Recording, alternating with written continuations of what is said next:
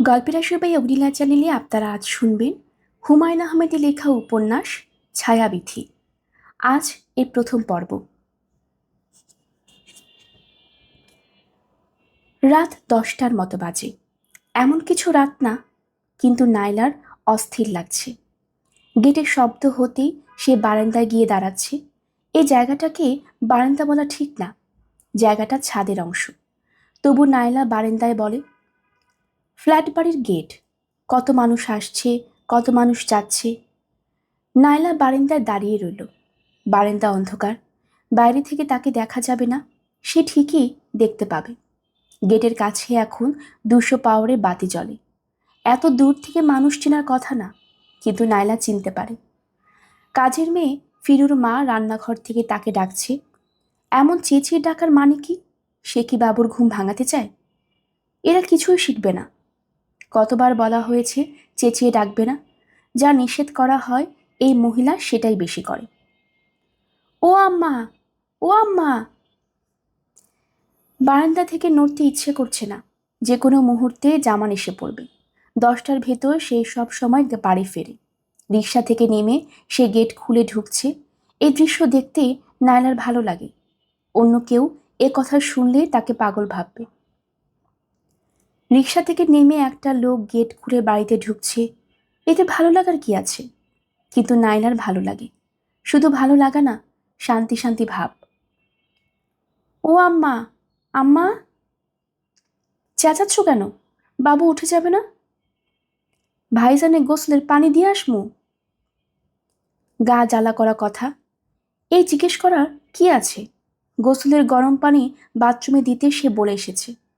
ফিরুর মার মাথাটা খারাপ কিনা কে জানে, তাকে আম্মা ডাকছে অথচ জামানকে ডাকে ভাইজান। ব্যাপারটা তাকে 1,00,000 বার বলা হয়েছে।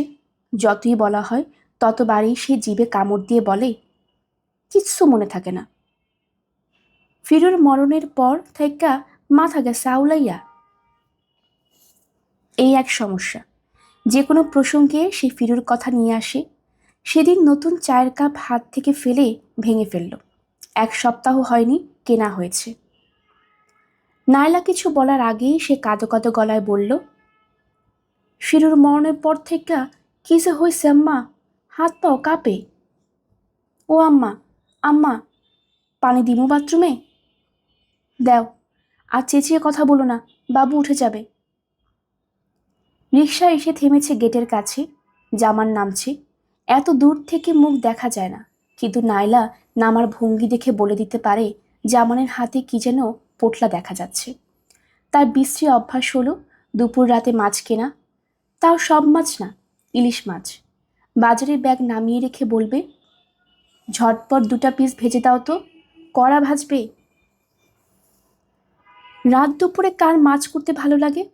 তাছাড়া মাছ কাটার পর হাত আষ্টে গন্ধ হয়ে থাকে। সেই গন্ধ সারা রাত লেগে থাকে। কি আছে ইলিশ মাছে? শীতকালে ইলিশ কেউ কেনে না, জামার কিনে আনে। ফিরুর মা। জি আম্মা। তরকারি গরম দাও, তোমার ভাইজান এসেছে। রোজ দিন কেন যে এমন তিরম করে? শহর বন্দর জায়গা, একটা বিপদ আপদ হলে উপায় আছে। তোমাকে ওস্তাদি ধরনের কথা বলতে হবে না, তোমাকে যা করতে বলা হয়েছে করো। গেট থেকে ফ্ল্যাটের দরজা পর্যন্ত আসতে জামানের ঠিক 11 মিনিট লাগে। এর বেশিও না, এর কমও না। নায়লা ঘড়ি দেখে বের করেছে। 6তলা পর্যন্ত সিঁড়ি বেয়ে উঠতে সময় লাগে। যেমন এক নাগাড়ে উঠতে পারে না, থেমে থেমে উঠতে হয়। তাদের একতলা একটা বাড়ি যদি থাকতো, ছোট্ট সুন্দর ছিমছাম একটা বাড়ি। কয়েকটা নারিকেল গাছ থাকবে বাড়ির সামনে, একটা ঝাঁকড়া আম গাছ, যার ডালেই একটা দোলনা ঝুলবে। বাবু দোলনায় চড়বে। দোলনায় চড়ার বয়স বাবুর এখনো হয়নি, খুব শিগগিরই হবে। ছোট বাচ্চারা দেখতে দেখতে বড় হয়। ওই তো মাত্র সেদিন ওয়া ওয়া করে কাঁদত। পাশ কি করে ফিরতে হয় তাও জানতো না। আর আজ বাবার চশমা চোখে দিয়ে বলে, আপিস যাব, আপিস যাব। জামানকে একদিন বলতে হবে ওকে যেন একদিন অফিসে নিয়ে যায়, দেখে আসুক আপিস ব্যাপারটা কি। কলিং বেল বাজছে। আজকে ওর আসতে সময় বেশি লেগেছে। নায়লার মনে হচ্ছে সে অনেকক্ষণ ধরে অপেক্ষা করছে। জামান হাঁপাতে হাঁপাতে ঢুকলো। এই ফ্ল্যাট বাড়ির সিঁড়িগুলো খাড়া, উঠতে গেলে বুকে চাপ পড়ে। সে থেমে থেমে ওঠে। এক একটা তলা উঠে খানিকক্ষণ সিঁড়ির রেলিং ধরে বিশ্রাম করে। এটা না করে একটানে আসলে কম পরিশ্রম হবে ভেবে সে একবার একটানে উঠেছিল। এতে এমন সমস্যা হলো দম বন্ধ হয়ে আসার জোগাড়। হেঁচকির মতো উঠে গেল। হার্টের কোনো সমস্যা টমস্যা আছে নিশ্চয়ই। দেখি নায়লা, পানি দাও তো, খুব ঠান্ডা পানি। নায়লা পানি এনে দিল। খুব ঠান্ডা পানি দেবার উপায় নেই, ঘরে ফ্রিজ থাকলে তবে তো ঠান্ডা পানি। মাঝে মাঝে পাশের সীমাদের ফ্ল্যাট থেকে ঠান্ডা পানির বোতল নিয়ে আসি। রোজ রোজ তো আর আনা যায় না। নায়লা লক্ষ্য করল বেচারা ঠান্ডা পানি মনে করে খুব আগ্রহ করে পানির গ্লাসটা হাতে নিয়ে চুমুক দিয়ে মনটা খারাপ করল। আচ্ছা, সে তো জানে তাদের ফ্রিজ নেই, তারপরে রোজ এসে ঠান্ডা পানি চায় কোন যুক্তিতে? বাথরুমে গরম পানি দেয়া হয়েছে, গোসল করে ফেলো। যাচ্ছি, একটু জিরিয়ে নেই। মানুষটা মুখ বড় বড় করে নিঃশ্বাস ফেলছে, দেখতে মায়া লাগছে। এতে অল্পতে সে কাহিল হয়। গোসল করে সে চুপচাপ মিনিট পাঁচেক সময় শুয়ে থাকবে, তারপর খেতে আসবে। সেই গোসলও টকটকে গরম পানি ছাড়া হবে না। ভাদ্র মাসের গরমেও তার গোসলের জন্য গরম পানি চাই। জামার শার্ট খুলতে খুলতে বলল, বাবু ঘুমিয়ে পড়েছে? হুম। ওর ঘুমটা ভাঙাও দেখি। কেন? ওর জন্য একটা খেলনা এনেছি। কি খেলনা? জামার কাগজের প্যাকেট খুব সাবধানে খুলছে। তার ভাবভঙ্গি দেখে মনে হয় চমকে যাবার মতো কিছু বেরোবে। যদিও নাইলা খুব ভালো করে জানে সেই সম্ভাবনা একেবারেই নেই। আজ মাসের 23 তারিখ, ওর হাতে কোনো টাকাই নেই। সস্তা দামে প্লাস্টিকের বলটল কিছু কিনেছে বোধহয়। বাবু অবশ্য বল পেলেই খুশি। বল কেন, যে কোনো কিছু হাতে দিলেই খুশি। সেদিন জামান পকেট থেকে চকচকে সাদা রঙের একটা পাথর বের করে বলল, বাবা নাও পাথর। নাইলা বলল, পাথর পেলে কোথায়? জামান উৎসাহের সঙ্গে বলল, মালিবাগ রেল ক্রসিংয়ের কাছে রিক্সা থেকে নেমে রেল লাইন থেকে নিয়ে এসেছি। পাথর দিয়ে হবে কি? বাবু খেলবে। নাইলা প্রায় বলতে যাচ্ছিল, আমার বাবুর কি এতই খারাপ অবস্থা যে তাকে পাথর দিয়ে খেলতে হবে? নিজেকে সামলে নিল। জামানকে এই কথা বলার কোনো যুক্তি নেই। সে তার সাধ্যমতো করছে।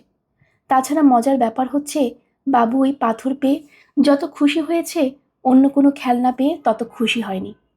পাথর সারাক্ষণ তার সঙ্গে সঙ্গে আছে। সে যখন গোসল করবে তখন পাথরটাকেও গোসল করাতে হবে, তেল মাখাতে হবে, পাথরের মাথার চুল আঁচড়ে দিতে হবে। জামার প্যাকেটটা প্রায় খুলে ফেলেছে। কালো স্কচ টিপ সরানো হয়েছে।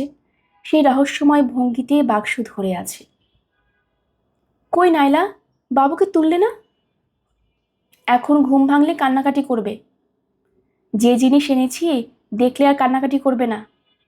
কি এনেছো? আন্দাজ করা তো দেখি। মনে হচ্ছে ফুটবল। ফুটবল বুঝিয়ে এরকম প্যাকেট করে দেয়? বল একটা পলিথিনের ব্যাগে ভরে দিয়ে দেয়। এ অন্য জিনিস, দেখলে তোমার ব্রেন ডিফেক্ট হয়ে যাবে। জিনিসটা শেষ পর্যন্ত বেরোলো, একটা হেলিকপ্টার। দেখার মতোই জিনিস। সুইচ টিপে দিতেই লাল নীল সাদা নানান রকম বাতি জ্বলতে লাগলো। সাইরেনের মতো কয়েকবার শব্দ করার পর বন বন করে পাখা উঠতে লাগলো। নায়লা হতভম্ব হয়ে বলল, এ কি? এটা কি আকাশে উড়ে যাচ্ছে নাকি? কথা বলো না, মজা দেখো। হ্যাঁ, আকাশেই তো উড়ছে, উড়ার ভঙ্গি করছে। খট করে দরজা খুলে গেল। পাইলট বেরিয়ে আসছে নাকি? তাই তো, তাই তো। নায়লা বলল, কি আশ্চর্য, পাইলট বেরিয়ে আসছে। হুম। জামান হাসছে, এমন ভঙ্গিতে হাসছে যেন ওই খেলনা সে নিজেই বানিয়েছে। সে খুব সাবধানে সুইচ বন্ধ করল। জিনিসটার দাম কত আন্দাজ করা তো দেখি। তুমি কিনেছো? আমি কিনেছি কিনা সেটা পরের কথা। দাম আন্দাজ করো। 1000। যা বললে তাকে 3 দিয়ে গুণ করো। 3000 টাকা দাম? চেয়েছিল 3000, 2500-তে দিয়েছে। তুমি নিশ্চয়ই কেননি? পাগল হয়েছ? আমি কোত্থেকে কিনবো? সে এক ইন্টারেস্টিং ইতিহাস। দাঁড়াও বলি। গোসল করে নেই? গরম পানি দিয়েছো? দিয়েছিলাম তো, ঠান্ডা হয়ে গেছে বোধ হয়। দাঁড়াও আবার গরম করি। লাগবে না লাগবে না, তুমি টেবিলে ভাত দিয়ে দাও, খিদে মারাত্মক লেগেছে। নাইলা, খেলনাটা খুব সাবধানে টেবিলের উপর তুলে রাখো। ব্যাটারিটা খুলে রাখো। থাক, দরকার নেই, তুমি খুলতে পারবে না। জামান বাথরুমে ঢুকে গেছে, বাবু উঠে পড়েছে, সে বিছানায় বসে চেঁচাচ্ছে, মাম্মাট মাম্মাট। ছোট বাচ্চারা মাকে মাই ডাকে, মা ডাকটাই সহজ, কিন্তু বাবু ডাকে মাম্মাট।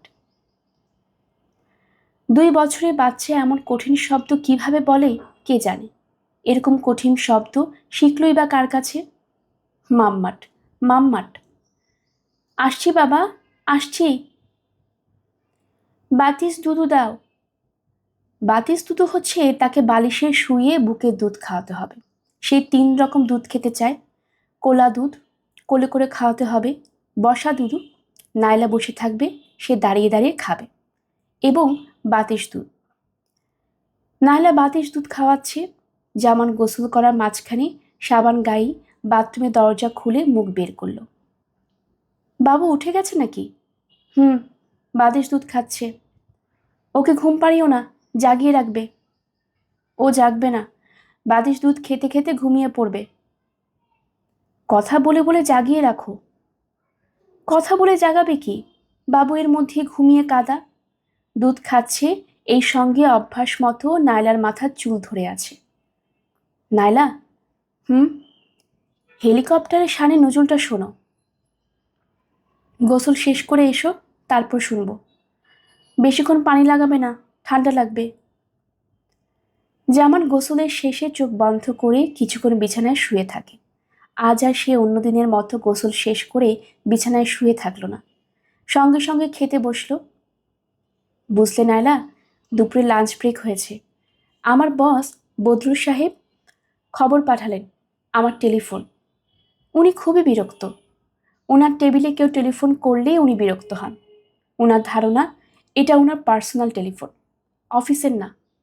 যাই হোক, টেলিফোন ধরলাম, দেখি একটা মেয়ে টেলিফোন করেছে, খুব মিষ্টি গলা। নাইলা বলল, মেয়েটা কে? বলছি তো, অস্থির হইও না। অস্থির হবার কিছু নেই। মেয়েটা হলো হোটেল শেরাটনের রিসেপশনিস্ট। এস আলম নামের এক লোক আমাকে খোঁজ করছেন, রুম নম্বর দিয়ে রেখেছেন, আমি যেন সন্ধ্যার পর তার সঙ্গে অবশ্যই দেখা করি। আমি ধাঁধার মধ্যে পড়ে গেলাম। এস আলমটাকে একবার ভাবলাম যাব না, তারপর মনে করলাম দেখেই আসি। গিয়ে দেখি আমাদের বল্টু। বল্টুটাকে স্কুল জীবনের বন্ধু, ভেরি ক্লোজ ফ্রেন্ড। ক্লাস 7 পর্যন্ত বেটে খাটো ছিল, আমরা বল্টু ডাকতাম। হঠাৎ লম্বা হওয়া শুরু করলো, দেখতে দেখতে তাল গাছ। তখন তার নাম হয়ে গেল স্ক্রু ড্রাইভার। তবে ওই নাম স্থায়ী হলো না, আগের নামটা রয়ে গেল। নাইলা খিলখিল করে হাসছে, হাসতে হাসতে সে বিষম খেল। জামানও আনন্দিত চোখে তাকিয়ে আছে। এস আলমের গল্প বলতে তার ভালো লাগছে। তারপর হলো কি, আমি তো হোটেলে উপস্থিত হলাম, গিয়ে দেখি পুরো দোস্তর এক সাহেব। সেই সাহেব আর কেউ না, আমাদের বল্টু। বল্টু না, স্ক্রু ড্রাইভার। ও হ্যাঁ, স্ক্রু ড্রাইভার। 13 বছর পর ব্যাটাকে দেখলাম। আইএ পরীক্ষায় ফেল করে পালিয়ে গিয়েছিল। কোথায় পালিয়ে গিয়েছিল? কোথায় আমরাও জানতাম না। একদিন খবরের কাগজ খুলে দেখি ছবি ছাপা হয়েছে শেষের পাতায়। সাবে আলম সাইকেল করে বিশ্ব পর্যটনে বের হয়েছে। ভাঙা লক্কর একটা সাইকেলে সাইনবোর্ড লাগানো, এস আলম ওয়ার্ল্ড ট্যুর। বল্টুর গলায় একটা ফুলের মালা, হাসি হাসি মুখ। মজার মানুষ তো। মজার তো বটেই। সে যে বিশ্ব ভ্রমণে যাচ্ছে সেই বিষয়ে আমাদের কিছুই বলে নাই, তার আত্মীয় স্বজনদেরও কিছু বলে নাই। খুবই ইরেসপন্সিবল টাইপের ছেলে। এই দেখো না, ঢাকায় সে এসেছে, দেশের বাড়িতে যায়নি, আত্মীয় স্বজনের খোঁজও নেয়নি, হোটেলে বসে আছে। ওনার মার সঙ্গেও দেখা করেননি? মার সঙ্গে দেখা করবে কি? মা কি বেঁচে আছে? বাবুর খেলনা উনি কিনে দিলেন? হুম। কেউ যে 2,500 টাকা দিয়ে খেলনা কিনতে পারে তাই জানতাম না। আশ্চর্য। তুমি নিষেধ করলে না? বল্টুকে নিষেধ করব আমি? আমার নিষেধ সে শুনবে? বল্টুর সঙ্গে তোমার পরিচয় হয়নি বলে এমন কথা তুমি বলতে পারলে। ওকে কাল নিয়ে আসবো। নায়লা চিন্তিত মুখে তাকিয়ে রইল। মাসের শেষের দিকে গেস্ট আনার মতো অবস্থা কি আছে? ছেলেবেলার বন্ধু এলে একবেলা তো খাওয়াতেই হবে। পোলাও টোলাও করতে হবে। বাবুকে এই মাসে 2বার ডাক্তার দেখাতে হলো। হাত এক্কেবারে খালি। ওর কাছে টাকা চাইতে হবে। ওই বা কোথায় পাবে? নাইলা, খুব সিম্পল খাওয়ার ব্যবস্থা করবে। ভাজি ভুজি, টাকি মাছের ভর্তা, শুটকি। পারবে না? পারবো। উনি করেন কি? কি করে জিজ্ঞেস করতে ভুলে গেছি। থাকে সিয়াটলে, তবু প্রচুর পয়সা করেছে। দেশে এসেছে বিয়ে করার জন্য। বিয়ে করে বউ নিয়ে ফিরবে। বউ পেয়েছেন? আসলোই তো মাত্র পরশুদিন। এর মধ্যে বউ কোথায় পাবে? বউ তো আর দোকানে সাজানো থাকে না। সাজানো থাকলেই তোমার বন্ধুর জন্য ভালো হতো। দেখে শুনে পছন্দসই কিনে নিতে পারতেন। পছন্দ না হলে 1 সপ্তাহের মধ্যে ফেরত দিয়ে নতুন একজন। জামান বিরক্ত হয়ে বলল, এইসব কি ধরনের কথা? ঠাট্টা করছি। আজে বাজে ধরনের ঠাট্টা করবে না। চা দাও দেখি, চা খাবো। এখন চা খাবে? চা খেলে তো তোমার ঘুম হয় না। কাল ছুটির দিন আছে, ঘুম দেরিতে এলেও ক্ষতি নেই। টেবিলে পরিষ্কার করে তারপর দিই। আচ্ছা। নায়লা শোনো, দুধ চিনি ছাড়া শুধু লিকারে 1 কাপ চা দাও। লিকারের চা শরীরের জন্য ভালো। আচ্ছা। চা বানিয়ে এনে নায়লা দেখে জামান নিজেই মুগ্ধ হয়ে হেলিকপ্টার দিয়ে খেলছে। শিশুরাও এত মুগ্ধ হয়ে কোনো খেলনা নিয়ে খেলে না। নায়লাকে দেখে সে লজ্জিত মুখে বলল, ইন্টারেস্টিং, তাই না? হুম। সামান্য খেলনা, অথচ কি করেছে! সবে ইলেকট্রনিক্স। সায়েন্স কোথায় চলে যাচ্ছে? ঘরে পান আছে? আছে। চা খাবার পর পান খাবো। কাল মিষ্টি পানের ব্যবস্থা রেখো তো নায়লা। বল্টুর আবার দেখি পান খাওয়ার অভ্যাস হয়েছে। একসঙ্গে 2টা মিষ্টি পান মুখে দিয়ে কচকচ করে চিবোচ্ছে। উনি দেখতে কেমন? ছোটবেলায় বেকুবটার চেহারা ছিল, এখন রাজপুত্রের মতো। যে কোনো সিনেমায় তাকে হিরোর পার্ট দেব। জামাইয়ের চা খাওয়া হয়েছে, পান খাওয়া হয়েছে। রাত প্রায় 12টার মতো বাজে। এখন ঘুমোতে যাওয়া দরকার। জামানে ঘুম আসছে না। স্ত্রীর সঙ্গে আরও কিছুটা সময় কাটাতে ইচ্ছা করছে। খুব অন্তরঙ্গ কিছু সময়। গোপন ইচ্ছাটা নায়লাকে কিভাবে বলবে তাও বুঝতে পারছে না। লজ্জা লজ্জা লাগছে। এই সমস্যাটা তাকে খুব বিরক্তি করে। অন্য স্বামীদের এই সমস্যা হয় কিনা কে জানে। নায়লা বলল, শুবে না? জামান অস্বস্তির সঙ্গে বলল, ঘুম আসছে না। চা খাওয়াটা বোধহয় ঠিক হয়নি। বাজে কটা? 12টা 5। ও, রাত তো অনেক হয়ে গেল। চলো ঘুমোতে যাই। বলেও জামান বসেই রইল। তার এখন এমন অবস্থা হয়েছে যে সে নায়লার দিকে চোখ তুলে তাকাতেও পারছে না। তার ভয় হচ্ছে, সে তাকালেই নায়লা বুঝে ফেলবে কেন তার ঘুম আসছে না। নায়লা। হুম। খুব ঠান্ডা 1 গ্লাস পানি দাও তো। খুব ঠান্ডা? পানি তো পাবো না। সাধারণ 1 গ্লাস পানি দিই। আচ্ছা দাও। ফিরুর মা কি শুয়ে পড়েছে? হুম। কেন? না, এমনি। জামানের কেমন জানি উদাস উদাস লাগছে। মনে হচ্ছে মুখ ফুটে আজ রাতে সেই স্ত্রীকে কিছু বলতে পারবে না। নাইলা তাকে পানি দিয়ে চলে গেছে। যাওয়ার সময় রহস্যময় ভঙ্গিতে বলেছে, তুমি বসে থাকো, আমি আসছি। বলতে বলতে ঠোঁটের ফাঁকে একটু যেন হাসল। এর মানে কি? সে কি কিছু বুঝে ফেলল? বুঝে ফেললে খুব অস্বস্তির ব্যাপার হবে। শুধু অস্বস্তি না, লজ্জাও। নায়লা শোবার ঘরে এসে নিজের মনে খানিকক্ষণ হাসল। মানুষটার এত লজ্জা কেন? সে কি বাইরের কেউ? অনেক দূরের কেউ, যাকে মুখ ফুটে কিছুই বলা যাবে না। নায়লা খুব সাবধানে স্টিলের আলমিরা খুলে টকটকে লাল রঙের শাড়ি বের করলো, ঠোঁটে লাল করে লিপস্টিক দিল, কপালে টিপ দিল, চুল পিঠে ছড়িয়ে দিল। কাজল বানানো নেই। কাজল থাকলে সুন্দর করে চোখে কাজল দেওয়া যেত। মানুষটা কাজল খুব পছন্দ করে। বিয়ে বাড়ি টাড়ি কোথাও যেতে হলে সে একবার না একবার বলবেই, নায়লা কাজল দিয়েছ? যেন সাজসজ্জার একটাই বিষয়, কাজল। আজ সে দারুণ একটা সাজ করে মানুষটাকে বলবে, দেখো তো কেমন লাগছে।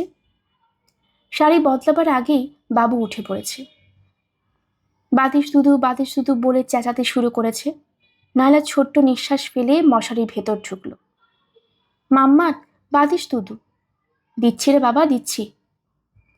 বাবু এক হাত দিয়ে নায়লার চুল টানছে, পা গুটিয়ে বুকের কাছে দিয়ে ছোট্ট পুটলির মতো হয়ে পড়েছে। তার গা থেকে কি সুন্দর গন্ধ আসছে। আচ্ছা, শিশুদের গা থেকে এক এক সময় যে এক এক রকম গন্ধ আসে, তা কি কেউ লক্ষ্য করেছে? ঘুমে নায়লার চোখ বন্ধ হয়ে আসছে। আধো ঘুম আধো জাগরণে তার মনে হচ্ছে, আহা, বেচারা একা একা বসে আছে। নায়লাদের বাসাটা ফ্ল্যাট বাড়ি বলতে যা বোঝায় তা না। ফ্ল্যাটের মালিক শুরুতে ছাদে ড্রাইভারদের থাকার জন্য কিছু ঘর করেছিলেন। তার ধারণা ছিল এই ঘরগুলি বেশ ভালো টাকায় ফ্ল্যাটের মালিকরা কিনে নেবেন। বাস্তবে দেখা গেল ড্রাইভারদের জন্য ঘর নিতে কেউ আগ্রহী নয়। ফ্ল্যাট মালিক তৈরি ঘরগুলো নষ্ট করলেন না, রাজমিস্ত্রিকে দিয়ে আরও কিছু কাজ করিয়ে 3টা 1 বেডরুম ফ্ল্যাট বানালেন। একটা শোবার ঘর, একটা বসার ঘর, ডাইনিং টেবিল বসানোর জন্য সামান্য কিছু ফাঁকা জায়গা। এই ফ্ল্যাটগুলি বিক্রির চেষ্টা হচ্ছে, খুব সস্তা, 9 লক্ষ টাকা। একসঙ্গে ক্যাশ পেমেন্ট করলে আরও কম, 8,50,000। মিনি ফ্ল্যাটও বিক্রি হলো না। শেষ পর্যন্ত ভাড়াটে খোঁজা হতে লাগলো। জামানের মতো কয়েকজনকে পাওয়া গেল। এদের মধ্যে জামান সবচেয়ে ভাগ্যবান, কারণ তাকে সবচেয়ে কম ভাড়া দিতে হয়, মাত্র 1700 টাকা। তার ভাড়া কম হওয়ার কারণ হলো সে ফ্ল্যাটওয়ালাদের অ্যাসোসিয়েশনে কিছু কাজকর্ম করে দেয়। সে তাদের একজন পার্ট টাইম এমপ্লয়ি। জামানের এই ফ্ল্যাট খুব পছন্দ। প্রথম দিনেই মুগ্ধ গলায় বলেছিল, ফ্ল্যাট যেমন তেমন, কত বড় ছাদ দেখেছ? ছাদের মালিক তো আমরাই। ছাদটা সবসময় থাকবে আমাদের দখলে। বাবু ছুটাছুটি করে খেলতে পারবে। নায়লা, তোমার পছন্দ হয়েছে? নায়লা হাসল। তার হাসি দেখে মনে হতে পারে মিনি ফ্ল্যাট তার খুব পছন্দ হয়েছে। আসলে তার মোটেই পছন্দ হয়নি। এত উঁচুতে মানুষ থাকে, পায়ের নিচে মাটি নেই, এ কেমন থাকা? তাছাড়া ছাদের রেলিং নিচু। বাবু আরেকটু বড় হলেই রেলিংয়ে চড়ার চেষ্টা করবে, তখন? বুঝলে নায়লা, 1700 টাকায় এরকম বাড়ি ঢাকা শহরে পাওয়া ভাগ্যের কথা। আমি হলাম একজন মহাভাগ্যবান ব্যক্তি। কিরকম হাওয়া দেখেছ? ভাদ্র মাসেও দরজা জানালা বন্ধ করে রাখতে পাবে। এমনই হবে হাওয়ার যন্ত্রণা। মশারিও খাটাতে হবে না। মশারি খাটাতে হবে না কেন? মশা পাখায় ভর করে এত উঁচুতে উঠতে পারে না। যত উপরে উঠবে হাওয়া তত হালকা হবে। এটা হলো সায়েন্সের কথা। নায়লা বলল, তোমার বাড়ি খুব পছন্দ হয়েছে? অবশ্যই হয়েছে। পছন্দ না হওয়ার কোনো কারণ আছে? ছাদের উপর 2টো চেয়ার ফেলে রাখবো, দুজনে বসে চা খাবো। জ্যোৎস্না রাতে ছাদে চা বসে খাওয়ার মজাই আলাদা। শুধু সিঁড়ি ভেঙে এত দূর ওঠা একটা কষ্টের ব্যাপার হবে, তবে বারবার ওঠানামার দরকার কি? সিঁড়ি ভেঙে উঠতে হবে কেন? লিফট আছে না? লিফট তো আর ছাদ পর্যন্ত আসবে না, 8তলা পর্যন্ত তো আসবে, সেখান থেকে 1তলা হেঁটে উঠবে। জামান লজ্জিত ভঙ্গিতে বলল, লিফটে ওঠা যাবে না নায়লা। কেন? ওরা নিষেধ করে দিয়েছে, অ্যাসোসিয়েশন। কারণ আমরা ছাদে যারা আছি তারা তো লিফটে খরচা দিচ্ছি না। আমরা হচ্ছি ফ্ল্যাটের 3rd রেট সিটিজেন, ড্রাইভার শ্রেণী। আমাদের উঠতে হবে হেঁটে হেঁটে। এটা কেমন কথা? জামান উজ্জ্বল মুখে বলল, এর একটা ভালো দিকও আছে। আত্মীয় স্বজন সহজে কেউ আসবে না, মেহমানদারি খরচ বেঁচে গেল। এই জমানায় মেহমানদারি খরচ তো সহজ খরচ না, বেজার খরচ। তুমি সিঁড়ি ভাঙবে কিভাবে? অল্প খানিকটা উঠতেই তোমার যে অবস্থা হয়। নিঃশ্বাস টিশ্বাস বন্ধ হয়ে আসে। আমার কোনোই অসুবিধা হবে না, আস্তে আস্তে উঠবো। তাছাড়া এক্সারসাইজ হবে। এক্সারসাইজের তো দরকার আছে, এমনিতে তো এক্সারসাইজ হয় না। সিঁড়ি ভাঙার কারণে যদি হয়, সাপে বর হলো আর কি। হা হা হা। সাপে বর ঠিক হয়নি। আজ একদিনে 4বার জামালকে ওঠানামা করতে হয়েছে। বাইরের একজন মেহমান খাবে, বাজার আছে, সব কিছু একসঙ্গে হয় না। প্রথমবার পান আনতে ভুলে গেল। পান আনার পর মনে হলো মিষ্টি কিছু থাকা দরকার। জামান আবার রওনা হলো। নায়লা বলে দিল, শোনো, লিফটে করে আসবে। হঠাৎ হঠাৎ উঠা, কেউ দেখবেও না। জামান হাসল। তার মানে সে লিফটে উঠবে না, হেঁটেই উঠবে। কোনো মানে হয়? শোনো, তুমি কিন্তু তোমার বন্ধুকে নিয়ে হেঁটে হেঁটে রওনা দেবে না, অবশ্যই লিফটে আসবে। আচ্ছা, সেটা দেখা যাবে। দেখা যাবে দেখা যাবে না, অবশ্যই লিফটে উঠবে। জামান আবার হাসল। সব সময় একরকম হাসি দেখতে ভালো লাগে না, রাগ লাগে। নায়লার রাগ লাগছে। আলম ফুলের তোড়া কিনেছে, 50টা গোলাপের বিশাল তোড়া। 250 টাকা নিল তোড়ার দাম। এত টাকা দিয়ে ফুল কেনার কোনো মানে হয়? জামান বলল, ফুল কেনাকানি দরকার কি? আলম বলল, কোনো দরকার নেই। ফুল দিয়ে কি হয়? কিছুই হয় না। লাউ ফুল হলেও একটা কথা ছিল, বড়া বানিয়ে তুই খেয়ে ফেলতিস। জামান বলল, ঘরে ফুলদানি টুলদানি নেই, এত ফুল রাখবে কোথায়? ফুলদানি নেই বলবি তো, চল ফুলদানি কিনি। আরে না না, সবসময় না না করবি না, চল শুদ্ধর একটা ফুলদানি কিনি, তোর বউ খুশি হবে। জামানের অস্বস্তির সীমা রইল না। ফুলদানি কথাটা বলাই ভুল হয়েছে। কেন যে বলল? জামান ক্রিস্টালের ফুলদানির দাম পড়ল 1700 টাকা। এত টাকা দিয়ে লোকজন ফুলদানি কেনে? এত টাকা মানুষের আছে? আলম বলল, আর কি কেনা যায়? যথেষ্ট হয়েছে, আর কি কিনবি? তোর বাচ্চার জন্য খাবার, সে চকলেট খায় তো? আলম, তোর পায়ে পড়ি, আর কিছু কিনতে হবে না।